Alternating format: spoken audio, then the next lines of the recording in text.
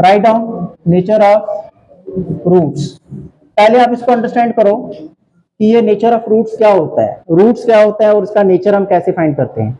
Roots का मतलब होता है, अगर सपोज आपके पास ये क्वाड्रेटिक इक्वेशन है a x square plus b x plus c equal to 0, ये क्या है, this is any quadratic equation. आप जनरल इसका कॉन्सेप्ट अंडरस्टैंड करो, बाद में हम क्वेश्चन आसानी से कर सकते हैं, ठीक है। So concept is that if you have this quadratic equation, अब इसके रूट्स क्या होते हैं, जो हम एक्स की वैल्यूज निकालते हैं उनको रूट्स बोलते हैं, क्या बोलते हैं उनको। और आपने 3 मेथड ऑलरेडी पढ़ लिए हुए हैं, factorisation method, quadratic formula, completing the square method, ठीक है।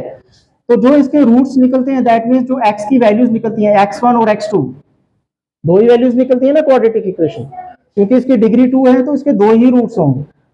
जितनी डिग्री होती है इक्वेशन की उतने ही उसके क्या होते हैं, रूट्स होते हैं। अगर सपोज एक रूट ये है और दूसरा रूट ये है, अब इसमें पॉसिबिलिटी 3 हो सकती है। क्या क्या पॉसिबिलिटी हो सकती है। पहला ये हो सकता है कि जो आपके रूट्स निकले, x1 की वैल्यू हो सकता है 2 निकले, x2 की वैल्यू हो सकता है 3 निकले। मैं एग्जांपल से समझा रहा हूं, फिर हम एक्चुअल डेफिनेशन पे भी आएंगे। अब एग्जांपल मैंने ये दी, अगर सपोज कर लो पहला रूट 2 है दूसरा 3 है, अब ये देखने में रूट्स कैसे हैं, they are real numbers, they are real numbers and both these roots are different, both these two roots are different or you can say distinct, ठीक है। तो ये कौन सी टाइप हुई, real and distinct. Distinct means different, ठीक है। दूसरा case ये हो सकता है, अगर एक वैल्यू आपकी 2 निकलती है, ठीक है, और दूसरी वैल्यू भी 2 निकलती है। कई बार हमने अभी पीछे क्वेश्चंस किए हैं जिनमें वैल्यू दोनों में सेम आती है, दोनों में क्या आती है, सेम। तो ये वाला जो केस होगा इसको हम बोलेंगे real and equal, real and equal, आई बात समझ।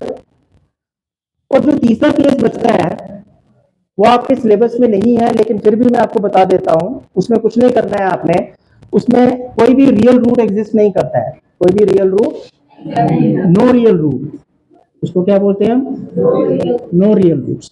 अब ये हमें कैसे पता चलता है कि रूट्स रियल हैं और डिस्टिंक्ट हैं या इक्वल हैं या नो रियल रूट्स है, इसका भी एक फार्मूला है, वो मैं भी आपको एक्सप्लेन कर रहा हूं, ठीक है।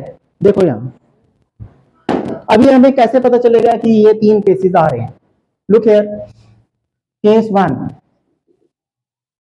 आपके पास ये क्वाड्रेटिक इक्वेशन है, यहां देखो ध्यान से, ये क्वाड्रेटिक इक्वेशन है ना। सबसे पहले हम एक चीज निकालते हैं डी, जिसको बोलते हैं डिस्क्रिमिनेंट, डिस्क्रिमिनेंट, और जिसकी वैल्यू होती है, ये आपने याद रखनी है, बी स्क्वायर माइनस 4ac। जब मैंने आपको क्वाड्रेटिक फार्मूला करवाया था, वहां पे मैंने जो वैल्यू आपको क्वाड्रेटिक फार्मूले में बताई थी, उसमें ये डिस्क्रिमिनेंट मैंने वहां पे भी आपको बताया था। ये बी स्क्वायर माइनस 4ac जो अंडर रूट के अंदर हम लिखते हैं, इसको बोलते हैं डिस्क्रिमिनेंट, ठीक है। सबसे पहले आपने जो भी इक्वेशन आपको दी है, आपने इसका ये चेक करना है, क्या चेक करना है, डिस्क्रिमिनेंट, डिस्क्रिमिनेंट फाइंड करना है। डिस्क्रिमिनेंट क्या करना है, फाइंड। अगर सपोज आपका डी जो है वो ग्रेटर देन 0 आता है, ग्रेटर देन 0 का मतलब होता है पॉजिटिव वैल्यू, पॉजिटिव का मतलब हो सकता है 2 आ जाए, 3 आ जाए, नेगेटिव नहीं आना चाहिए, ठीक है, हमेशा क्या आना चाहिए, पॉजिटिव। आई बात समझ। अगर ऐसी सिचुएशन आ जाती है तब रूट्स हमारे क्या होंगे, real and distinct, real and distinct. आप यहां पे लिखो, if d is greater than 0 then roots are real and distinct, distinct का मतलब होता है डिफरेंट, ठीक है। Second case number 2, if discriminant is equal to 0, अगर सपोज किसी भी क्वाड्रेटिक इक्वेशन का discriminant means B square minus 4ac, इसकी वैल्यू अगर क्या आती है, 0, तब रूट्स कैसे होंगे, हाँ लिखो लिखो, then roots are real and equal without finding the roots. Roots को निकाले बिना ही आप बता सकते हैं कि रूट्स कैसे होंगे, that is called nature, that is called nature of roots. Clear? हम क्वाड्रेटिक इक्वेशन को सॉल्व नहीं कर रहे हैं, but without solving this quadratic equation we can find whether the roots are real and distinct or whether the roots are real and equal or whether the roots are no real roots exist. no real का मतलब हो गया imaginary roots, ठीक है? वो कौन सा case होगा? that is number 3, case number 3, if d is less than 0, less than 0 का मतलब होता है नेगेटिव और ग्रेटर देन 0 का मतलब क्या होता है? पॉजिटिव।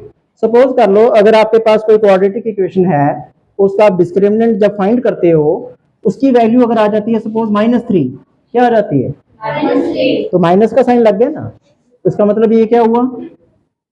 Less than 0। तो जब d लेस देन 0 होगा तब आपने क्या लिखना है वहां पे? Then roots are imaginary, roots are imaginary, that means no real root exist, no real root exist. समझ आ गया सबको ये? तो पहले आपने ये तीनों केसेस याद रखने हैं। अभी जब हम इसके क्वेश्चंस करेंगे तो वहां पे आपको क्लियर हो जाएगा कि हम नेचर ऑफ रूट्स कैसे फाइंड करते हैं। ठीक है, सबसे पहले आप क्वाड्रेटिक इक्वेशन लिखेंगे, देन आप क्या फाइंड करेंगे? डी को क्या बोलते हैं? डिस्क्रिमिनेशन नहीं, डिस्क्रिमिनेंट, डिस्क्रिमिनेंट। डी निकालेंगे और वो किसके इक्वल होता है? डिस्क्रिमिनेंट। आपको ये याद रखना है, that is B square minus 4ac। Clear? तो ये निकाल के आपने फिर चेक करना है। ठीक है, अभी हम इसके क्वेश्चंस करेंगे, आपको क्लियर हो जाएगा सर। ठीक है, करो नोट।